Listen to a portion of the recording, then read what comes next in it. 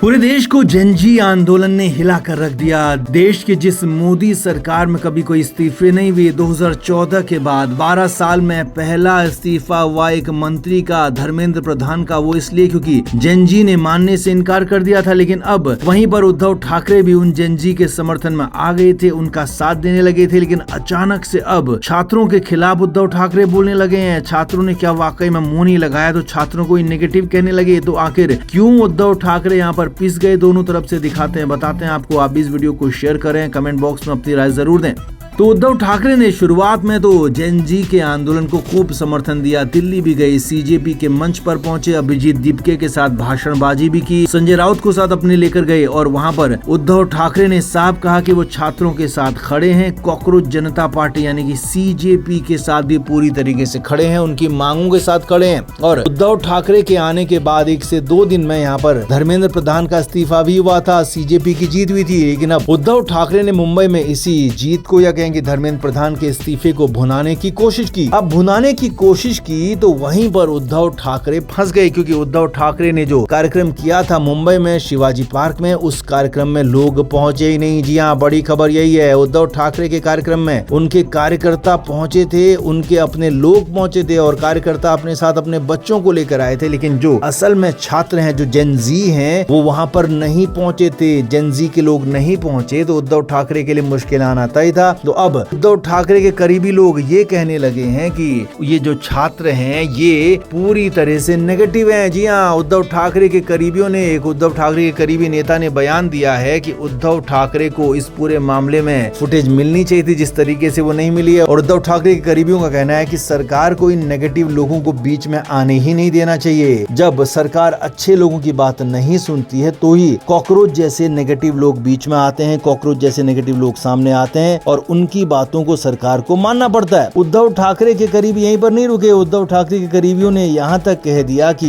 इन negative लोगों को अगर सरकार को इतना ही आगे बढ़ाना है तो फिर देश की राजनीति पूरी तरह से खत्म हो जाएगी, देश की राजनीति का बंटाधार हो जाएगा। यानी कि जिन छात्रों को कल तक उद्धव ठाकरे समर्थन कर रहे थे, अब उन्हीं छात्रों को नेगेटिव कह रहे हैं, उन्हीं को कॉकरोच कह रहे हैं, उन्हीं को कीड़ा कह रहे हैं। अब ऐसा क्यों कहा जा रहा है? क्यों? क्योंकि उद्धव ठाकरे को मुंह नहीं लगाया गया। उद्धव ठाकरे को छात्रों ने पूरी तरह से साइडलाइन कर दिया। और जो उद्धव ठाकरे अपनी इस पूरी की पूरी जीत को अपने क्रेडिट लेना चाहते थे, छात्रों की जीत का क्रेडिट खुद लेना चाहते थे, सीजेपी की जीत का क्रेडिट खुद लेना चाहते थे, मुंबई में उसी क्रेडिट को कैश कराने के लिए कार्यक्रम भी आयोजित किया। लेकिन उसी कार्यक्रम में उद्धव ठाकरे को मुंह की खानी पड़ी। तो इसीलिए अब उद्धव ठाकरे के लिए अंगूर खट्टे हैं वाली कंडीशन हो गई है। अंगूर खट्टे इसलिए क्योंकि छात्रों ने मुंह नहीं लगाया, उनको आसपास नहीं फटकने दिया। तो इसीलिए अब उद्धव ठाकरे के करीबी जो बात कह रहे हैं वो उद्धव ठाकरे की मर्जी के बिना तो कह नहीं रहे होंगे। और इसीलिए साफ साफ उनका यही कहना है कि ये लोग नेगेटिव लोग हैं और अगर सरकार पॉजिटिव लोग यानी कि उद्धव ठाकरे की बात सुनते तो नेगेटिव लोगों की बातों में नहीं आना पड़ता, परेशान नहीं होना पड़ता, इतना नीचे नहीं झुकना पड़ता। तो इसीलिए साफ बात यह कि ठाकरे अचानक से यहाँ पर 2 पार्टों में पिसते हुए नजर आ रहे हैं। एक तरफ तो बीजेपी की सरकार केंद्र की हो चाहे वो राज्य की हो, उन्हें मुंह नहीं लगा रही है, उन्हें दूर कर रही है। तो वहीं दूसरी तरफ छात्रों ने भी उन्हें अपने पास आने से इनकार कर दिया। इसीलिए उद्धव ठाकरे 2 तरफ से फिलहाल पिसते हुए नजर आ रहे हैं। तो आपका इस पर क्या कहना है? आप भी कमेंट बॉक्स में अपनी राय जरूर से जरूर दें, वीडियो को शेयर भी करें।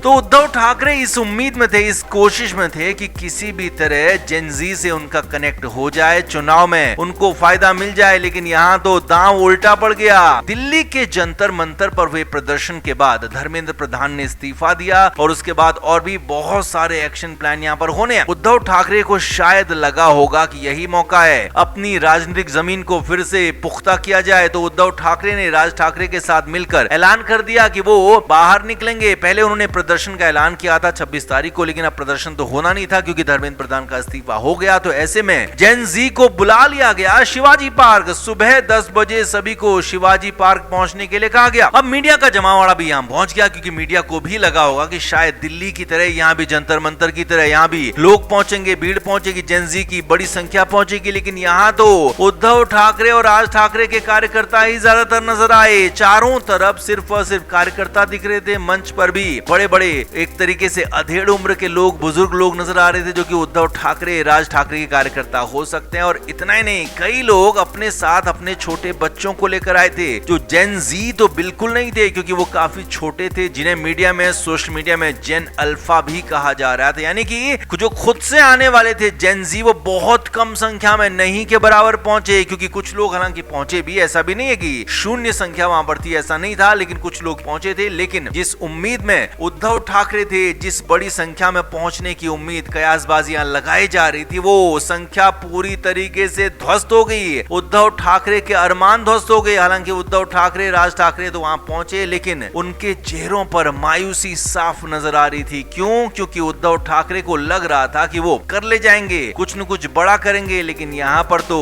उद्धव ठाकरे के लिए हालात ऐसे हो गए कि कंडीशन उनकी खराब हो गई और उद्धव ठाकरे को मुश्किलें ये हो गई कि जेनजी को ढूंढते ढूंढते परेशान हो गए, उनको जेनजी मिले नहीं। और इसीलिए उद्धव ठाकरे का ये प्लान भी, ये आंदोलन भी पूरी तरीके से फेल नजर आया। तो कुल मिलाकर उद्धव ठाकरे कोशिश बहुत कर रहे हैं कि उनकी पार्टी को कैसे भी मौका मिल जाए, उनकी पार्टी को कैसे भी कहीं से कुछ ट्रैक्शन मिल जाए, लेकिन उद्धव ठाकरे की पार्टी को कोई भी ट्रैक्शन नहीं मिला। बड़ी संख्या में, बड़ी देर तक वहां लोग इंतजार करते रहे, यहाँ तक कि उद्धव ठाकरे भी 10 बजे का वक्त दिया, उसके बाद भी बहुत लेट पहुंचे।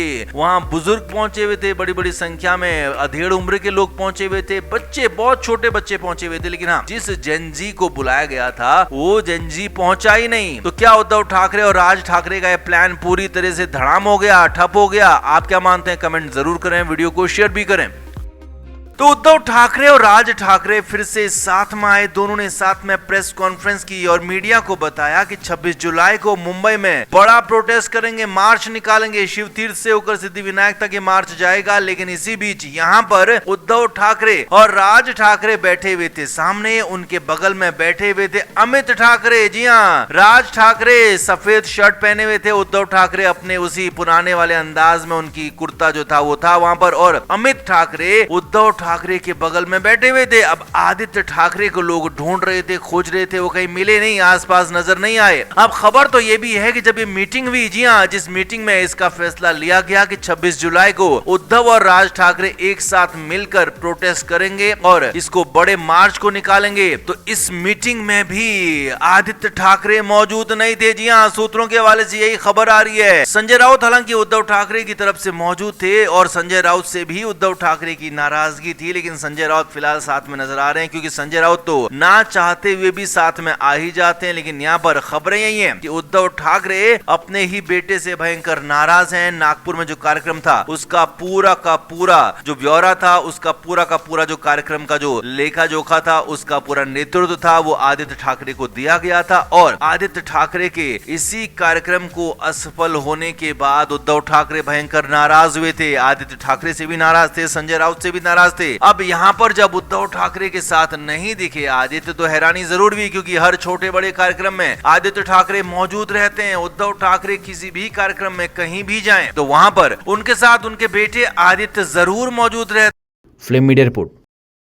साइड खबरों के लिए सब्सक्राइब करें फ्लेम मीडिया और उसके बाद बेल आइकन को प्रेस करें ताकि सबसे पहले आपको मिले एक्सक्लूसिव खबरें।